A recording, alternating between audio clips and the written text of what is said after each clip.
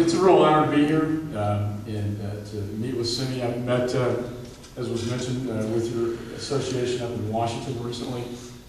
And I'm very excited about what's happening now in technology and some of the investments that we're making in technology and some of the legislation that we are getting passed in the Congress that deal with technology. When I first got elected, the first thing I did was I formed a high-tech advisory committee because representing a good part of my district is Austin, and in the Houston end I've got companies like Hewlett Packard and other high-tech companies. And it made sense to me to be on top of what I consider to be the fastest growing business in my district, and in fact it is. And the advisory committee has given me good advice over the years. We've been traditionally focused on issues like the R&D tax credit, trying to make that permanent so you can budget, your budgets in 5 to 10 year spans instead of every 2 years. That's how the Congress operates. The H-1B visas have always been important because, we sit here at the Pickle Center, and I remember taking a tour as I watched some of the UT students building semiconductor chips.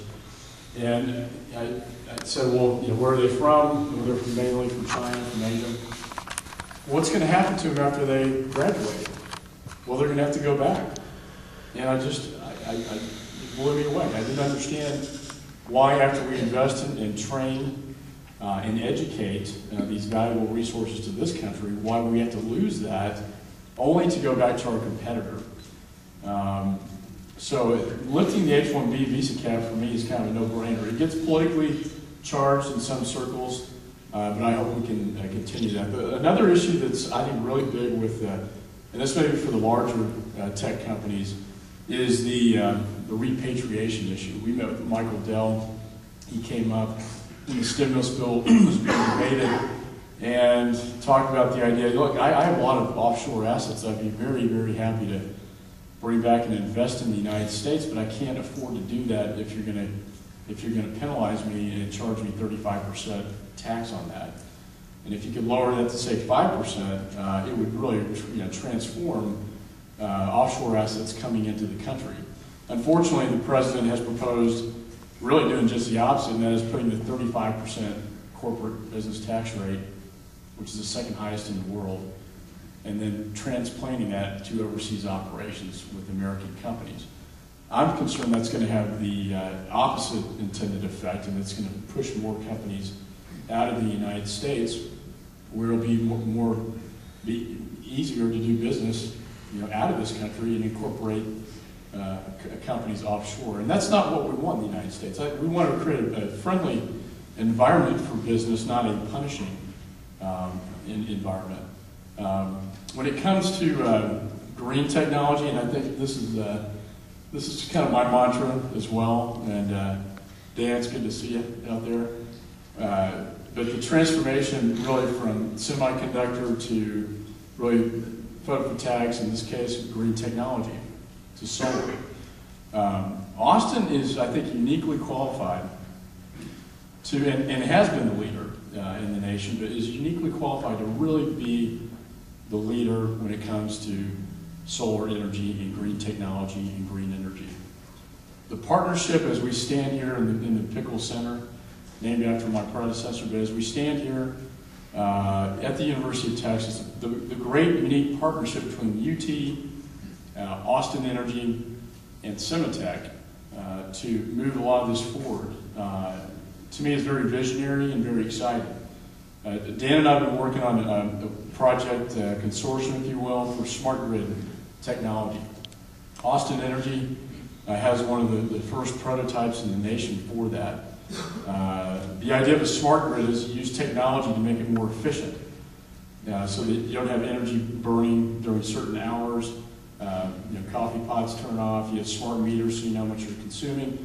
But also, the other interesting idea is you can actually pump solar energy into the smart grid, and the smart grid can receive all sorts of not the traditional energies, but the alternative energies, the solar and the wind. And the more you put in more than you take out, you get a credit for that. So if you have solar panels and you produce more, putting it into the grid than you take out, you actually get an energy credit for that. There will be a next generation of solar panels that, in my judgment, is going to bring the cost down and make it more consumer friendly so that we can put roof tiles on top of houses and buildings that look aesthetically pleasing, that look like real roof tiles. And the beauty of solar is the transmission is right there. And wind, I'm an advocate for that as well. You have a transmission cost that you have to transmit it. But the idea that Dan and Semitech and UT and Austin Energy that we're trying to push, I think will change this town, forever. I founded the Green Schools Caucus. We up there, we just voted on a Green Schools bill, which provides federal funding for school construction to build greener schools, and that just passed the House last week. I also introduced and passed a couple weeks ago the Green Energy Education Act, which comes at relatively low cost, but what it does is it allows the Department of Energy and the National Science Foundation to partner together to provide grant funding through its Office of Training and Education to universities that have schools of architecture and engineering so that they can work on more energy efficient buildings. I was surprised to find out that buildings consume about 70% of the energy that we create. 70%. So if we can build more energy efficient buildings, and if we can move forward with solar the way we'd like to, think about that as sort of the future. The tremendous reduction in energy costs, not to mention the cost to the environment or savings to the environment, where you wouldn't have these emissions. There are a lot of exciting energy-related fields. There's hydrogen. I talked to the Toyota people. They're interested in battery and plug-in hybrids, but they're interested in hydrogen. Over the next 10 years, they put a lot of their own money into research and development to build a hydrogen vehicle.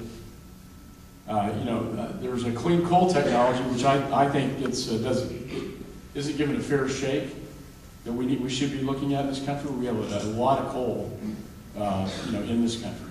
T. Boone Pickens has a great idea that involves natural gas. We have about 125 years of natural gas out there in this country that we can tap into, and if we can build an infrastructure where vehicles can drive on natural gas and batteries, again, you're looking at an almost zero emission factor. It's cheaper, and we have a larger supply. And the best thing about it is it's right here in the United States.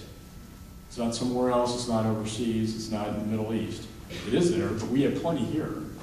And the whole goal is to make as much energy, no matter what kind of energy it is, in the United States, and get off this dangerous dependence we have. I'm on the Homeland Security Committee as well.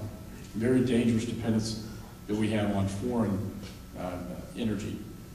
Lastly, the one option that I think is one of the best, that we always seem to, no pun intended, it's too radioactive, and that's a nuclear. And in the energy bill, we had the majority we passed. We did provide funding for 3 new nuclear power plants. I chair and I'm a founder of the High-Tech Caucus in Washington, and my partner, my co-chair is Anna Eshoo, who is the Congresswoman from Silicon Valley. We meet regularly on various issues. Last time was on the smart grid to talk about that. Have experts come in. Dan came in for that, and have members of Congress and their staff hear about what is the high-tech agenda. Because a lot of times your agenda gets drowned out. The High-Tech Caucus is a real vehicle, if you will, or a sounding board for your industry. And what are the needs of your industry? And what can we do in the Congress to make you more successful? My view is we lower the tax burden on it. We make it more predictable. We invest in research and development. Probably some of the best investments the federal government can make. So just let me close by saying how impressed I've been with Semi, with all of its partners. I am very interested in what you do in your industry, and I want to help you in any way I can in the Congress and through the High-Tech Caucus. You are the job creators. You're the innovators. You're the thinkers. You're the ones who, only by advancing technology do we make this world truly a better place. And so technology, that's what makes it so exciting, is that with these advances you're making the world such a better place.